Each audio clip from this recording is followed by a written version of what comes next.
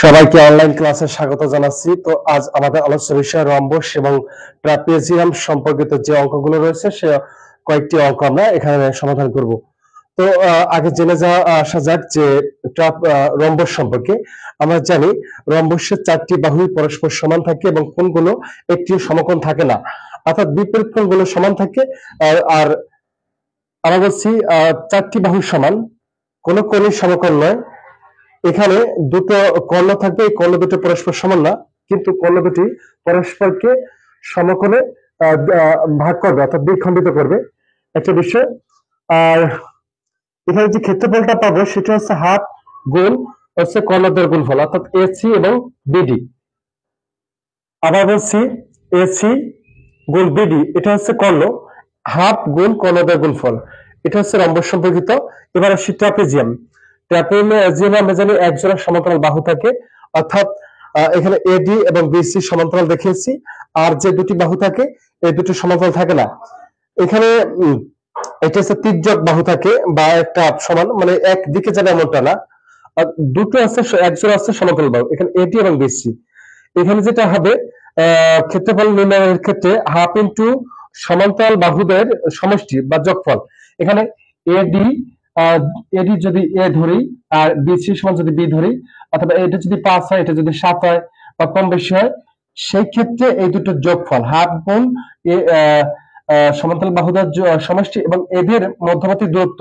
এদের মধ্যবর্তী দূরত্ব বলতে বোঝায় যে সমান্তরাল বাহুদের মধ্যবর্তী যে দূরত্বটা। এখানে উচ্চতাও লিখতে পারি আমরা, এদের মধ্যবর্তী দূরত্বের পরিবর্তে উচ্চতাও লিখতে পারি, অর্থাৎ অনেক সূত্রে আছে যে উচ্চতা।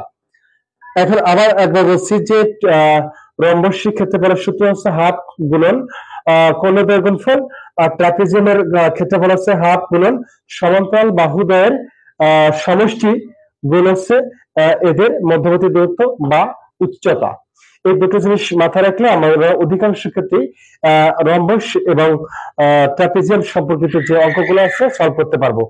তো শুরুতে আমি একটি অঙ্ক নিয়ে নিয়েছি, সেটা হচ্ছে একটি রম্বসের কর্ণদ্বয়ের দৈর্ঘ্য 8 সেন্টিমিটার এবং 9 সেন্টিমিটার। কর্ণদ্বয়ের অর্থাৎ এখানে যদি এসি সমান 8 হয়, বিডি সমান হবে 9, এমন ভাবে রম্বসের ক্ষেত্রফলের সমান ক্ষেত্রফল বিশিষ্ট বর্গক্ষেত্রের পরিসীমা কত। ওখানে যে একটা ক্ষেত্রফল পাবো, আমি যদি এখানে একটা মনে করি একটা রম্বস, তো এই রম্বস থেকে যেটা পাবো ক্ষেত্রফল, একটা বর্গ আঁকবো, সেইখানে সমান একটা এখানে যে ক্ষেত্রফলটা পাবো ভিতরে, এখানে একটা বর্গের সেই একই ক্ষেত্রফল পাবো। এখন বলা হচ্ছে রম্বসের ক্ষেত্রফল দিয়ে, রম্বসে আছে কি কর্ণ, কর্ণ দ্বারা আমি ক্ষেত্রফল বের করবো। ক্ষেত্রফলকে আমি পরিণত করবো হচ্ছে বর্গের ক্ষেত্রফলে, বর্গের ক্ষেত্রফল থেকে আমি এক বাহুর দৈর্ঘ্য বের করবো, এক বাহুর দৈর্ঘ্য থেকে চলে যাবো হচ্ছে পরিসীমা। তাহলে মনে রাখবো কি আছে কর্ণের, এই অঙ্কটার কর্ণের দৈর্ঘ্য আছে, কর্ণের দৈর্ঘ্য থেকে মানাবো কর্ণের ক্ষেত্রফল, কর্ণের ক্ষেত্রফল, এই কর্ণের ক্ষেত্রফল মানে বর্গের ক্ষেত্রফল সমান বলা হয়েছে জন্য বর্গের ক্ষেত্রফল থেকে এক বাহুর দৈর্ঘ্য, এক বাহুর দৈর্ঘ্য থেকে চলে যাবো আমরা কোথায়, পরিসীমা, বর্গের পরিসীমা। তাহলে কয়টা ধাপ, 5টা ধাপ। কর্ণের দৈর্ঘ্য আছে, কর্ণের দৈর্ঘ্য দিয়ে আমি কর্ণের ক্ষেত্রফল বানাবো, কর্ণের ক্ষেত্রফল পেয়ে গেলে সেটা হয়ে যাবে বর্গের ক্ষেত্রফল, অর্থাৎ সমান ক্ষেত্রফল বিশিষ্ট। বর্গের ক্ষেত্রফল পাওয়ার পরে আমি যে কাজটি করবো সেটা হচ্ছে এক বাহুর দৈর্ঘ্য নির্ণয় করব। এক বাহুর দৈর্ঘ্য অর্থাৎ বর্গের এক বাহুর দৈর্ঘ্য পেয়ে গেলে সেখান থেকে আমরা পরিসীমা পেয়ে যাব, পরিসীমাটা পেয়ে যাব। তো আমরা শুরু করি অঙ্কটি। একটি রম্বসের কর্ণদ্বয় দৈর্ঘ্য 8 সেন্টিমিটার এবং 9 সেন্টিমিটার, কর্ণদ্বয় বলা হয়েছে অর্থাৎ দুটি কর্ণ। তাহলে ক্ষেত্রফল, কর্ণের রম্বসের ক্ষেত্রফল,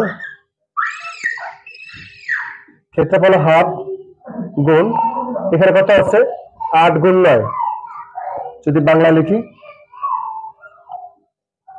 8 গুণ 9, ক্ষেত্রফল মানে কি বর্গ সেন্টিমিটার, বর্গ সেমি।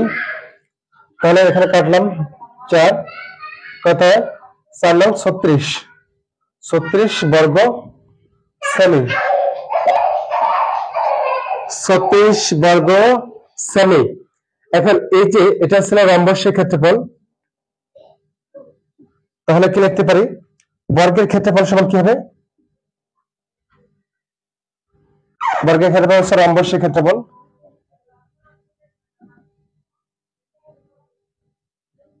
তাহলে কত আছে, রম্বসের ক্ষেত্রফল 36,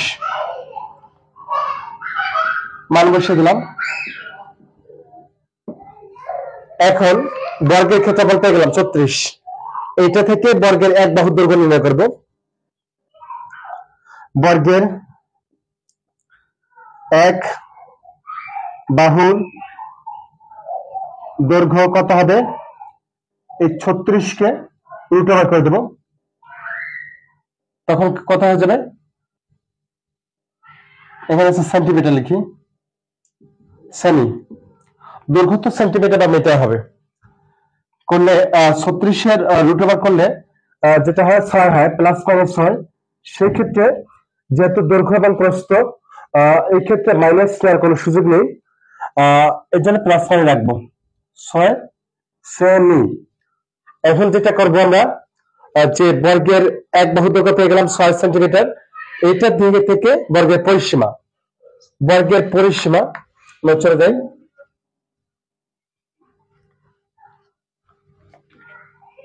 বর্গের পরিসীমা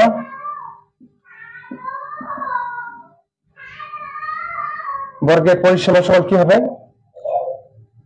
4a, যেটা আমরা জানি 4a একক, যদি 4a এভাবে নিই বাংলাদেশ, তাহলে কত হবে, এটি আছে কত, এক বাহু দৈর্ঘ্য আমরা জানি যে এর এই হিসেবে আমরা কল্পনা করি বা ধরে নিই, তাহলে 6, 4 গুণ 6 একক, একক তো নয়, এখানে আমরা কি দেবো, এখানে যদি একক নিই এখানে দেবো সেন্টিমিটার, তাহলে 4 24 সেমি, সঠিক উত্তর হবে 24 সেন্টিমিটার। এটা হচ্ছে 4a একক। আবার এটা যদি সমস্যা হয় বুঝতে, আমরা এভাবে লিখতে পারি যে বর্গের পরিসীমা সমান আছে এক,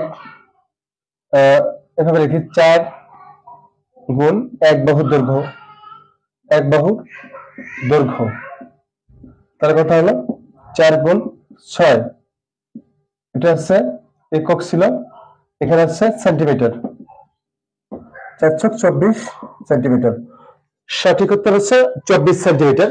তো অঙ্ক, এই সমস্ত অঙ্ক দেখলে যারা অঙ্ক একটু দুর্বল, তাদের ক্ষেত্রে অঙ্কটা কোথা থেকে কোথায় যাবে এটা একটু সমস্যা। যদি আমরা একটু মানে ঠান্ডা মাথায় চিন্তা করি যে এখানে কি আছে, কর্ণদের দৈর্ঘ্যটা দেওয়া আছে, তাহলে আমি কর্ণের মানে রম্বস রম্বস ক্ষেত্রফলটা আগে বের করে নিতে পারি, রম্বস ক্ষেত্রফল পেয়ে গেলে ওই ক্ষেত্রফলটাই হবে সমান হবে হচ্ছে না বর্গের ক্ষেত্রফল, আর বর্গের ক্ষেত্রফল পেয়ে গেলে আমি বর্গ থেকে এক বাহু দৈর্ঘ্য বের করতে পারি উল্টো করলে, এবং যেটা পাবো ওইটা দ্বারা আছে বর্গের পরিসীমা, অর্থাৎ 4-এর সাথে গুণ করে দিলে পরিসীমাটা পেয়ে যাবো। এটা ছিল 1 নং প্রশ্নের সঠিক উত্তর হচ্ছে 24 সেন্টিমিটার। আমরা এবার দ্বিতীয় অঙ্কে চলে যাব।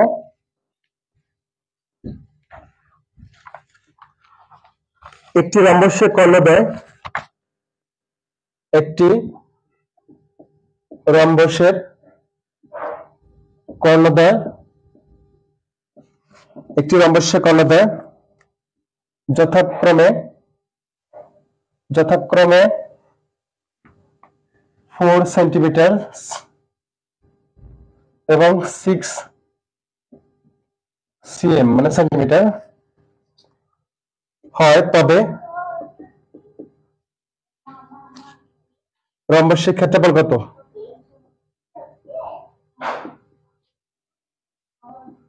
রম্বসের ক্ষেত্রফল কত, এটা একটা সহজ একটা অঙ্ক।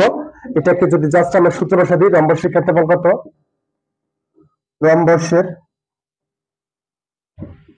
ক্ষেত্রফলের সূত্র তো আমরা জানি, হাফ গুণ কর্ণদ্বয়ের গুণফল, এটা হচ্ছে বর্গ একক হবে, তো হাফ গুণ হচ্ছে কর্ণদ্বয়ের গুণফল 4 গুণ 6, এখানে হচ্ছে বর্গ সেন্টিমিটার,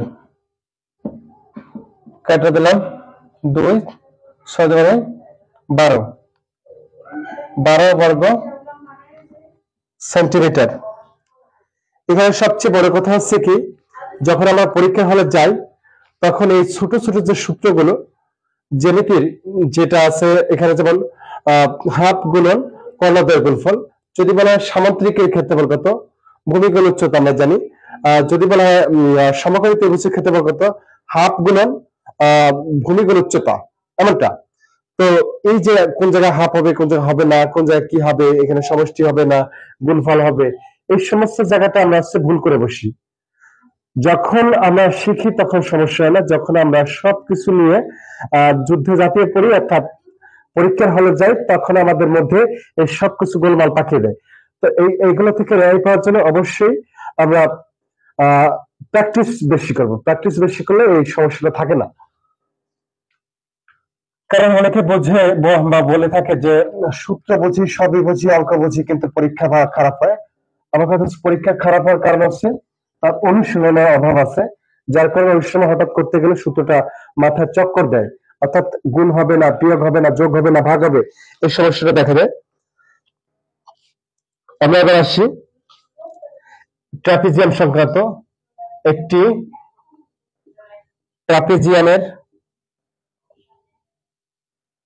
ট্রাপিজিয়ামের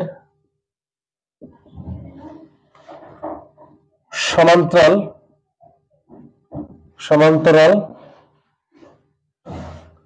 বাহুদ্বয়ের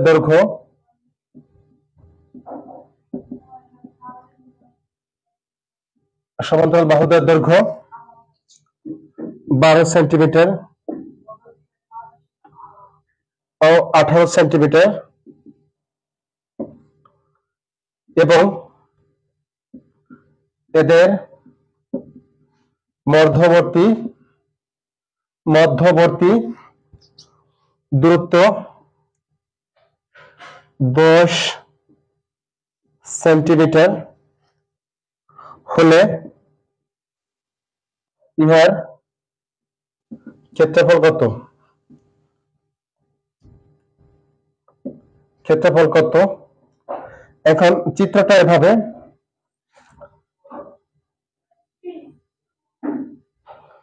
যদি বলা হচ্ছে কি সমতল বাহুদ্বয় একটা হচ্ছে 12, একটা হচ্ছে 18।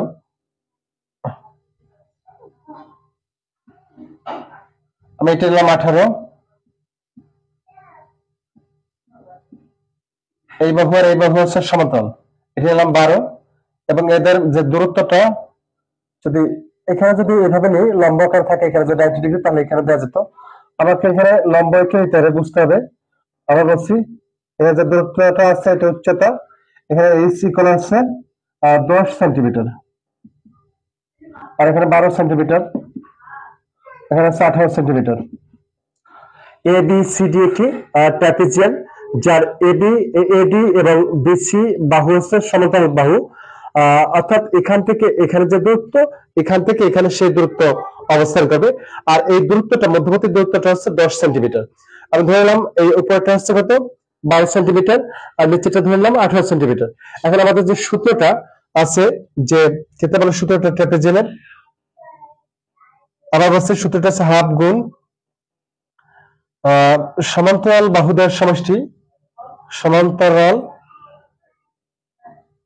বাহুদ্বয়ের সমষ্টি, গুণ উচ্চতা বা এদের মধ্যবর্তী দূরত্ব, এটা যেটা হোক, এখানে আছে কত, হাফ গুণ দিতে পারি অথবা ব্র্যাকেটে রাখতে পারি, ব্র্যাকেটে রাখি, সমস্যা কি। এখানে আছে 12 যোগ হচ্ছে 18 গুণ আছে 10, এটা হচ্ছে বর্গ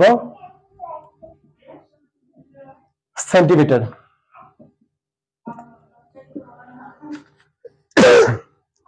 হাফ গুণন সমান্তরাল বাহুদ্বয়ের সমষ্টি গুণ হচ্ছে 10, বুঝতে শুধু এখানে একটা গুণ দেব, গুণ না দিলে হয় যায়, যেহেতু এখানে ব্র্যাকেট আছে, এখানে আছে 2 গুণ, এখানে কত হবে 12 আর 18 হচ্ছে 30 গুণ হচ্ছে 10, 2 13 কাটলাম 15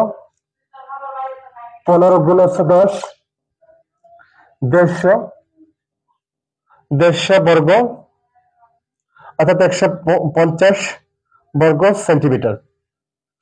এখানে সবচেয়ে সহজ কথা হচ্ছে ট্রাপিজিয়ামে যেটা থাকবে সাদামাটা ভাবে সমান্তরাল বাহুদের দৈর্ঘ্যটা পরীক্ষার মানে প্রশ্নে থাকবে এবং এদের মধ্যবর্তী দূরত্ব এখান থেকে খুব পেঁচানো অঙ্ক আসে না। যদি এই সূত্রটা মাথায় রাখা যায় তাহলে এখান থেকে মার্ক তোলা সহজ। আবার বলছি এখান থেকে খুবই পেঁচার অঙ্ক আসে না, যেটা আসে সমান্তরাল বাহুদের দৈর্ঘ্যটা দেয়া থাকে, মানে যে দুটো আছে বাহুদের আর একটা আছে তাদের দূরত্বটা দেয়া থাকে। জাস্ট সূত্রটা যদি মাথায় রাখা যায় তাহলে এখানে এই প্রথম লাইনে লেখার দরকার নেই, এখান থেকে 3টি লাইন লিখে উত্তর পেয়ে যেতে পারি। তো এই অঙ্কটার উত্তর হচ্ছে 150 অর্থাৎ 150 বর্গ সেন্টিমিটার। আমরা আরেকটি অঙ্কে চলে যাই। সেটা বলা আছে একটি ট্রাপিজিয়াম আকৃতির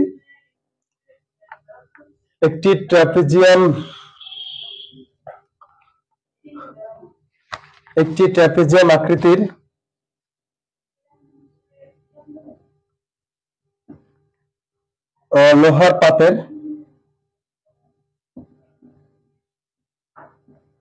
পাতের সমান্তরাল বাহুদের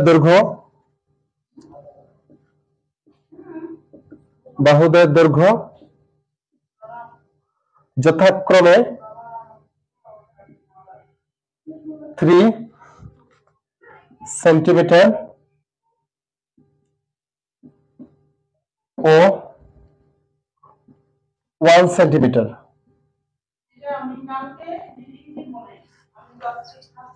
এবং এদের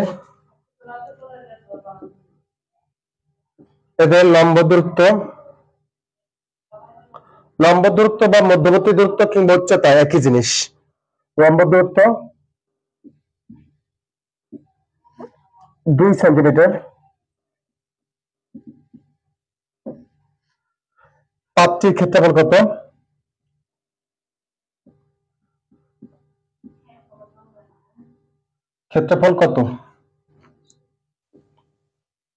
আবার পড়ছি অঙ্কটি, একটি ট্রাপিজিয়াম আকৃতির লোহার পাতের সমান্তরাল বাহুদের দৈর্ঘ্য যথাক্রমে 3 সেন্টিমিটার ও 1 সেন্টিমিটার এবং এদের লম্ব দূরত্ব 2 সেন্টিমিটার। পাতটির ক্ষেত্রফল কত? অর্থাৎ লোহার পাতটির ক্ষেত্রফল কত? তাহলে আমরা জানি ক্ষেত্রফলের সূত্র কি?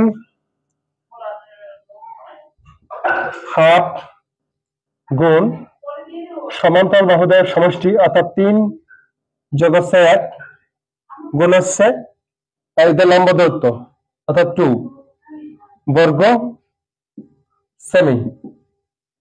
এটা হাফ গুণন হচ্ছে সমান্তরাল বাহুদের সমষ্টি গুণ হচ্ছে এদের দূরত্ব, মধ্যবর্তী দূরত্ব কিংবা উচ্চতা বা লম্ব দূরত্ব।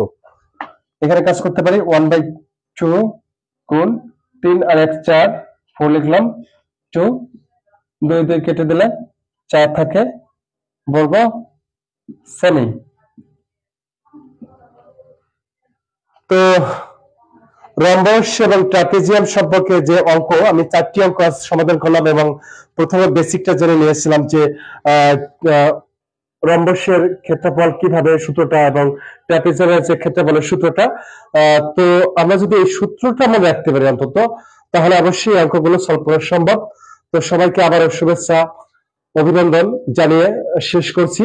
ধন্যবাদ সকলকে ক্লাসটির সাথে অংশগ্রহণ করার জন্য। আবার দেখা হবে পরবর্তী ক্লাসে অন্য বিষয় নিয়ে।